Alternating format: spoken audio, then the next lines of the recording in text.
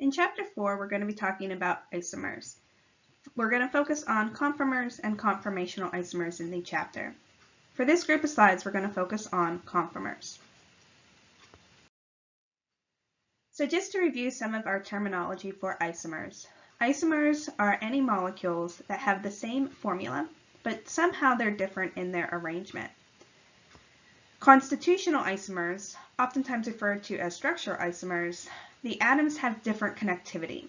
So these are usually ones that have different properties associated with them because somehow the atoms are connected differently. We can also have stereoisomers. Stereoisomers are isomers that have the same connectivity, but they have different arrangements in space. We're going to focus in this section on conformational isomers, also called conformers. And these are when the isomers differ just by a rotation around a single bond. So first off, we're going to look at Newman projections. Newman projections are going to allow us to look at that rotation around a single bond. So we're going to look at the molecule of C2H6.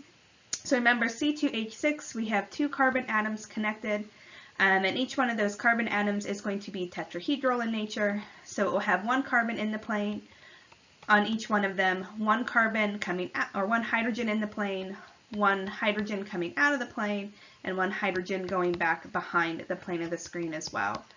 So remember that both of those carbons are going to be tetrahedral in nature.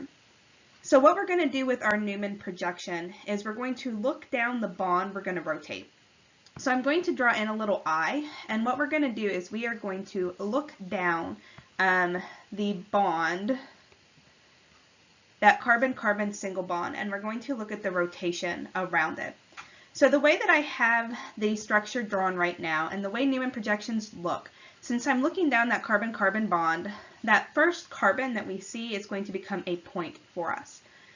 The back carbon, the one that is behind it now, we're going to draw as a big circle. And then we're going to draw the three bonds that we see associated with them. So each one of those carbons will have three hydrogens on it. So the front carbon, which I'm just going to label as carbon atom number 1, so this would be carbon atom number 1 there as our dot. That carbon atom has a hydrogen, and the hydrogen that is in the plane is pointing straight up when we look down that bond. We then have a hydrogen to the left, and we have a hydrogen to the right. So that becomes my first carbon atom in the Newman projection. The second carbon atom, which I'm going to label as carbon atom number 2, and that is the sphere that we have in the back, so I'll label that as carbon atom number 2 as well. That hydrogen that is in the plane is coming straight down, so you'll notice that both of those hydrogens are in the same plane. One is going up and one is going down. And then it also has a hydrogen going to the left and a hydrogen going to the right, which would be the hydrogens coming in and going out. So this is one of the conformations that we can have. And if you look at my model kit, this is what we would be looking at in our structure.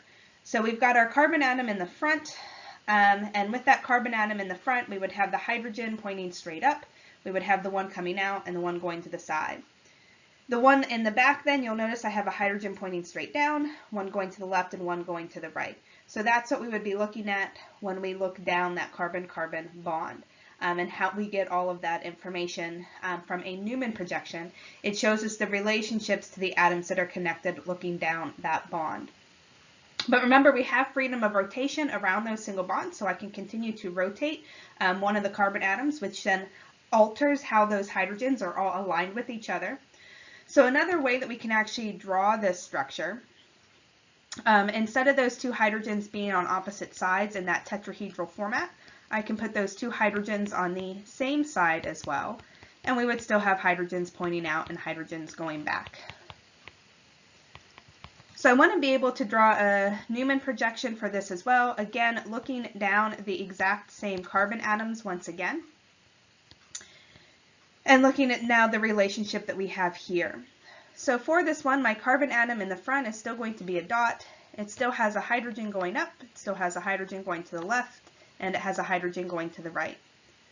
But now if we look at that carbon atom in the back, so remember this was carbon atom number 2 that was going to be there in the back, its hydrogen is also going up, and its other hydrogens are then also pointing down.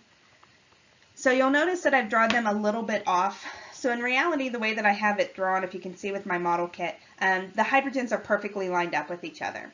What I'm going to do is I'm just going to slightly rotate it a little bit so that we can see those two different hydrogens that we would be looking at is all we've done there. But in reality, the way that I have them drawn, they perfectly line up with each other. So both of these are what we call conformers because the only difference is the orientation in space due to the freedom of rotation around that single bond that we have with our carbon-carbon bond. So these are what we refer to as conformers. The first structure that we have drawn here is what we refer to as the staggered conformation. So if you'll notice in that staggered conformation, everything is staggered. Nothing lines up directly. You can see all of the hydrogens. Every hydrogen or every bond has its own space. The second one that we drew where everything is lining up perfectly and it's all overlapping, this is what we refer to as our eclipsed conformation. Both of these are going to have different energies associated with them. So when we talk about that rotation, these are kind of the two extremes. We can talk about all of the different areas or rotations in between, looking at those. So there would be our staggered, and you'll notice I have a variety of different orientations before I finally get to my eclipsed version. So we really refer to this rotation in terms of a dihedral angle between those different bonds that we have. The dihedral angle symbol is going to be the lowercase theta that we'll be talking about as we look at that rotation. The rotation is going to cause some strain, so you'll notice that we have staggered where everything is completely open. We do have then the eclipse where everything is lined up. That eclipsing causes some strain for us, and we call it torsional strain. And this is the strain in a molecule that is caused by the electrons between two eclipsed bonds. So you'll notice when we look at this, those two bonds are in the exact same area, the exact same plane, and there's an interaction there because those bonds are made up of electrons, and that's causing a strain because we're trying to put those electrons into the same plane where they would prefer to be staggered, where now they have their own area, their own space. So the strain that we see here is what we call torsional strain, which gives each one of these different conformations a different energy associated with them. So I do want to talk a little bit about that energy and how we're going to look at it. So we're just going to draw a quick plot of our energy based on that dihedral angle that we're going to be looking at from the overlapping or staggered of those bonds between the carbons and the hydrogens. So I am going to start at the 0 point here in the middle for our dihedral angle. So that would be our 0 degrees. That 0 degrees would be what we call that eclipsing formula. So that's going to be a high energy state due to our torsional strain. As we continue to rotate our molecule, we're going to continue to rotate it until we get to the 60-degree mark. At that 60-degree mark is where we have what we refer to as that staggered conformation, where everything has its own space, and that is going to be lower in energy for us. So we'll bring that energy diagram down. I'm going to continue to rotate another 60 degrees. You'll notice when I get to the next 60 degrees, and I have 120 here, I am back up to having my eclipsed conformation. When I continue to rotate around another 60 degrees to get to that 180 point, I am back down to the staggered conformation. If we rotate back to the beginning to that 0 point energy, if I go the other direction into the negative 60, so this time I'm going to rotate it there to the left. So this would be my negative 60 mark. You'll notice we're back to a staggered. If we continue to rotate another 60 degrees, this would be our negative 120 degrees. We're back up to an eclipsed mark. I continue to rotate it to get back to that 180 degrees, but this time going the other direction. I am back down into my staggered. So what you want to recognize here is that we have our eclipse that is high in energy, and we have our staggered that is going to be lower in energy, and that is due to that torsional strain that we just looked at. For C2H6, the difference in energy between the staggered and the eclipsed is 12 kilojoules per mole. So it's not a lot of energy difference between them, but it is enough energy difference that there is energy with the torsional strain that we have there, with just the hydrogens and the C2H6 that we will be looking at. If we look at this in terms of our Newman projection, so you do want to be able to draw this in terms of our Newman projection, we would have our front carbon with our 2 hydrogens going to the left and to the right and 1 pointing straight up. We would then have our back carbon, and with that back carbon, I'm just going to mark one of the hydrogens in red. That's the one we're going to watch rotate. So this would be our eclipsed conformation. As we rotate it that 60 degrees, I'm not going to change the front carbon. I'm just going to change that back carbon like I did with the model kit. But what that allows us to do with that 60-degree rotation is that hydrogen that we marked in red that we're going to follow around is now there in that staggered conformation. When I do the next one, which continue to rotate another 60 degrees for that back carbon, that red hydrogen is now eclipsed with the hydrogen here on the right-hand side of our molecule, so that we are back to that eclipsed conformation.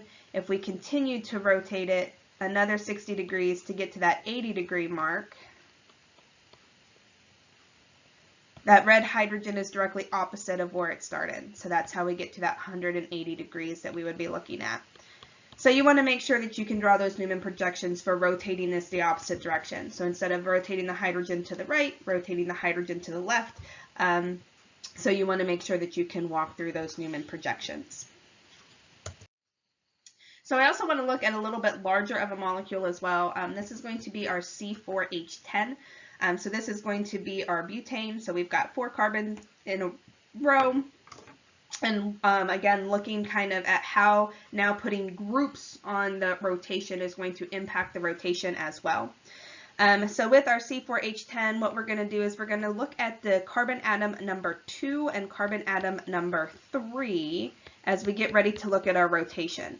So this time, instead of just having hydrogens that are going to be rotating, we're going to be looking at having some carbon atoms on there as well to see how it impacts our energetics. So again, we are going to be looking down carbon atoms number 2 and carbon atom number 3 in our structure to really see how those methyl groups are going to play a role in our energetics. So first off, to draw the Newman projection for this structure, carbon atom 2 would be our front carbon. It has a CH3 that I have pointing up. It would have a hydrogen to the left and it would have a hydrogen to the right. The back carbon atom, which is carbon atom number 3 for us, has a methyl group pointing straight down, and it has hydrogens going to the left and to the right, so pointing out and pointing back at us. So you'll notice in this orientation, we have those 2 large groups, those 2 methyl groups, 180 degrees from each other. So in our model kit, this is what it would look like. We've got them opposite, directly opposite each other as we look down carbon atom number 2 and carbon atom number 3. We've got a methyl group pointing straight up and we've got one pointing straight down for us. So they're 180 degrees from each other. We refer to this as being an anti-conformation. That 180 degrees of the large groups, that's what we refer to as being our anti-conformation. So I'm going to go ahead and I'm going to rotate 60 degrees with our back carbon. Once again, so this is going to be our 60-degree rotation. When we look at that 60-degree rotation, again, I'm not going to change the front carbon atom. We're going to leave that exactly the same way. We are just going to rotate that back carbon. So that methyl carbon was in the plane, so if I rotate it 60 degrees, it is now going to be pointing out at me. I'm still going to have a hydrogen pointing back, but now I'm also going to have a hydrogen in the plane. So you'll notice with that rotation, so here's my model with that rotation, this is what it's going to end up looking like. So if I look back at it, that methyl group is pointing out at us. We've got a hydrogen, and you'll notice that we're back into that eclipse state. The 2 lines that are in the plane are now both on the same side of the carbon atom, so they're in that same plane. So we refer to this as being an eclipsing conformation. So if we draw that, my front carbon has not changed. CH3 pointing up, hydrogen to the left, hydrogen to the right. My back carbon has changed, and now I have a CH3 that is eclipsing with this hydrogen. And I have a hydrogen with the CH3 on the top. and I have a hydrogen eclipsing another hydrogen. So this is an eclipsing conformation. And what we want to note here is that we have a CH3 and an H being eclipsed. So those are the kind of the groups that we have eclipsing. The CH3 is eclipsing with a hydrogen. I'm going to continue to rotate this another 60 degrees. Again, I'm not going to change my front carbon. We will leave that the same way. We are just going to rotate the back carbon. So now what we're going to see is it was pointing out and going down. Now it's going to be pointing out, but it's going to be going up because I have a hydrogen that is going to be anti to the CH3, and we'll still have another hydrogen pointing back. So we have continued to rotate it, and this is what we have now in our structure, where we've got the CH3 staggered again, but this time it is not opposite of the large group, it's right there beside the large group. So you'll kind of see how it's there in that staggered conformation, but they're very close to each other. So when I get ready to do my Newman projection, again, I have not changed the front carbon, but we have changed that back carbon, and now my CH3 is there in a staggered conformation, but it is there, the two large groups, the two CH3s are side by side in a staggered conformation. We refer to this as being a gauche conformation. Gauche because the other one was anti, where they were completely opposite of each other. This is now we refer to as gauche because it is going to be a staggered conformation, but those two large groups are side by side. So hopefully you can notice there's going to be a little bit different of an energetics here. So it's more than just staggered. We're referring to where those two groups are in relationship to each other. We have the anti where they're completely opposite, there'll be no interaction. But then we have this staggered conformation where those two groups are close to each other, so there will be an interaction between them. So this is what we refer to as our gauche conformation. I can continue to rotate another 60 degrees.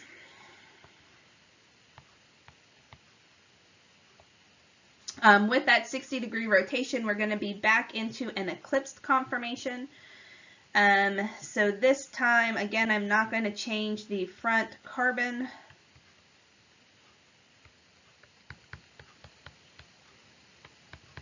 But we are going to change that back carbon, and now that CH3 is in the plane, but it is pointing up, and we have hydrogens pointing out and pointing back. So when I get ready to do my Newman projection here, again, we have not changed the front carbon, but we have changed the back carbon. And now what you'll want to notice is that this two CH3s are what are eclipsing. So we would label this conformation as eclipsed, but we have CH3s that are eclipsing with each other. So hopefully once again you can recognize there's going to be a different amount of energy here. So now I have my two CH3, my two large groups on the same side, compared to when I had the CH3 and the hydrogen eclipsing. There's more interaction, there's a different interaction, which is providing different energetics that we have with this orientation as well. I can continue to rotate another 60 degrees to continue to draw all of these, which we will not, but please make sure that you can. So once I have gone from that eclipsed CH3s and I continue to rotate, I will get back into another gauche conformation. I will continue to rotate 60 degrees. I will get into another eclipsed with a CH3 and a hydrogen, until I finally get all the way back down, back into my anti-conformation.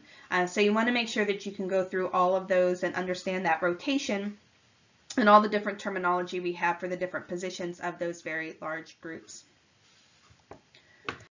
I do want to talk a little bit about the energetic diagram associated with this as well, because not all of those conformations have the same energy. So we'll look at this in terms of an energy diagram, just like we did previously, based on that dihedral angle that we had.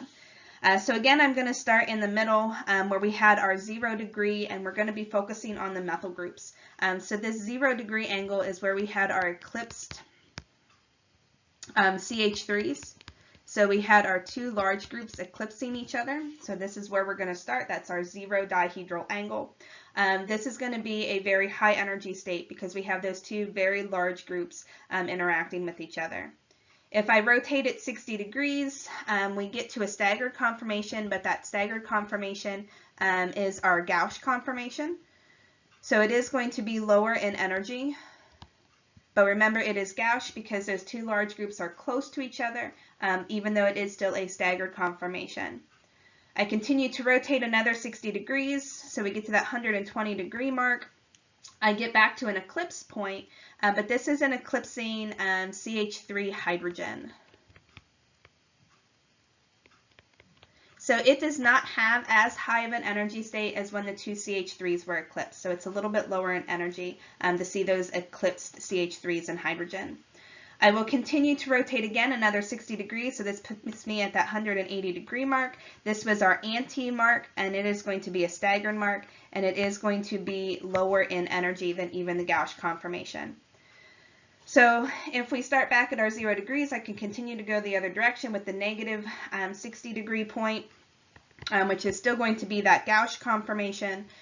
Continue to rotate, I get to the eclipsed CH3 and hydrogen. And then continuing to rotate to get back to that anti-conformation where the two methyl groups are completely opposite of each other as well. So all the energetics here are going to be a little bit different. So we're going to compare to the lowest energy. That lowest energy point is the anti-point. So from the eclipsed CH3s to the anti-point, that difference in energy is 19 kilojoules per mole. The difference in energy between the eclipsed CH3s and the hydrogen and that anti-point is going to be 16 kilojoules per mole.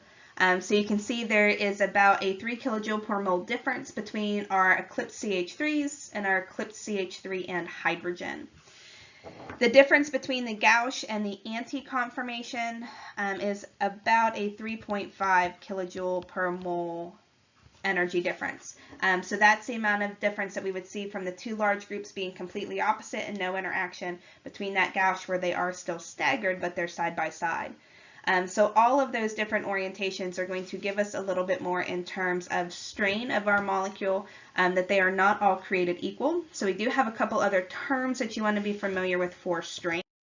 One of them is going to be that steric strain. And this is the strain in a molecule that's caused when two groups are close together.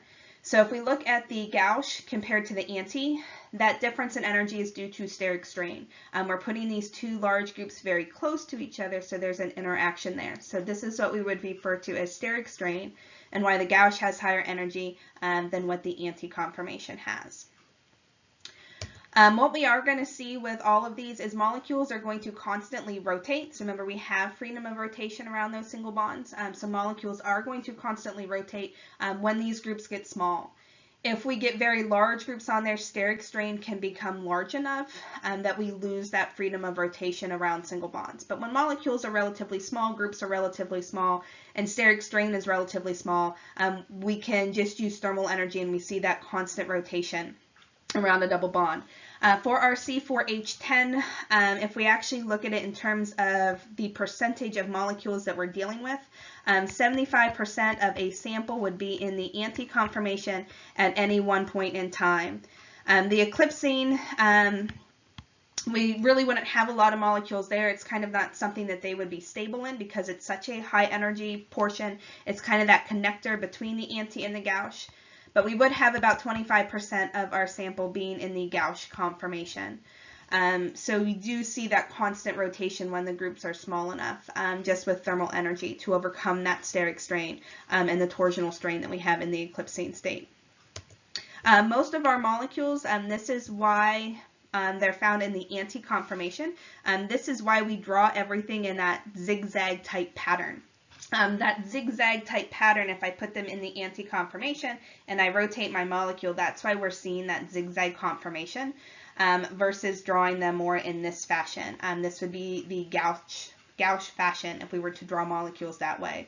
75% of our sample is going to be in that anti-conformation, which is one of the other reasons why we typically draw all of our lines in that zigzag type fashion.